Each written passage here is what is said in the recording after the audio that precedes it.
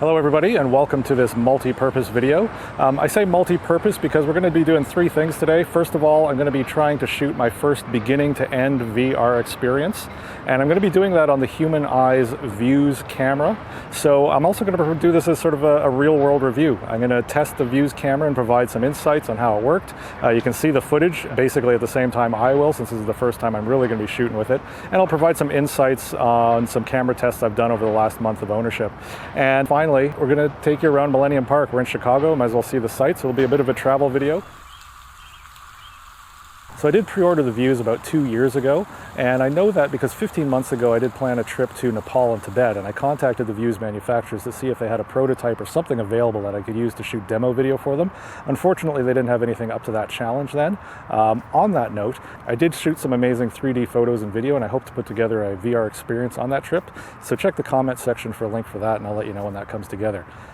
When the pre-order package finally arrived, I was excited to see the volume of stuff I got in the box. I got a camera, of course, at a bit of a discount because I pre-ordered. I got the memory card, it came with a little handheld tripod, and it also came with the VR goggles. So I was really happy to see it came with everything I needed to get started. Now, some of you that are ordering after the fact aren't going to get that kind of goodie bag, but to me, at least, it shows that the manufacturers are trying to support their customers. And so as a pre-order customer of number products, I've learned to expect what's called minimum viable product. Basically, manufacturers release things now that they know aren't fully featured, but they get things out the door so that people can start using things, find the bugs, manufacturers can update that firmware, improve features that customers actually use, and not waste time adding features that nobody really wants. And so I've had this for about a month. I really hope to see a firmware update within the next week or so. Check the video description section and I'll let you know if I have. Because the product's not perfect, I'll let you know some of the bugs and some of the things that I think can be improved, and we'll go over that next.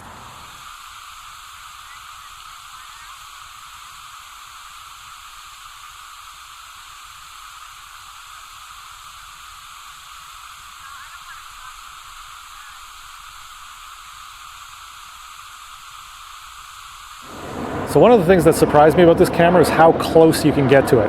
I'll get a little bit closer and I think you can see that, I'm still in focus. I'm probably about a foot away from the camera. Hopefully I'm not hurting your eyes. And so I'd almost consider this like a macro 3D camera. With traditional 3D video cameras, you have to stay well away to get any kind of shot. But surprisingly and counterintuitively, anything sort of beyond 2 meters seems to fall off and lose clarity.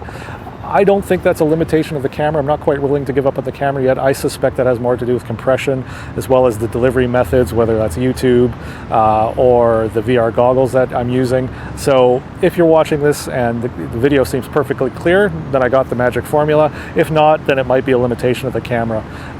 And of course, another limitation of the camera is the stitching around the edges. If you're in line with an axis, it's great. And that's where you want to have your action play out.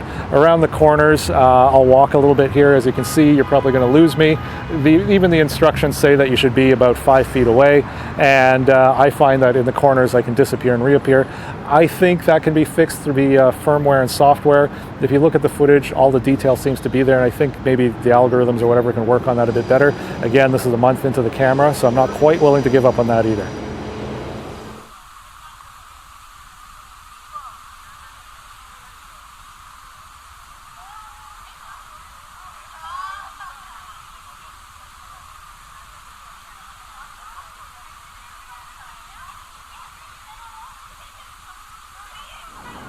So overall, I have to say I'm pretty impressed with this camera. It's not going to be all things to all people, but at the price point, I shouldn't have expected that.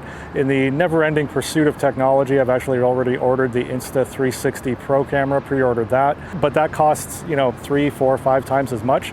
And so with that perspective, it really puts this camera into sort of where it should fit in your arsenal. It's small, it's very compact, it's pretty durable, and so I kind of describe it as a GoPro. Not in durability, it's not waterproof or anything like that. I've dropped it a couple times and it seems to have survived, but it's that kind of size camera where it'll deliver pretty good passable footage. It's very compact, you can fit it places you might not be able to fit another camera.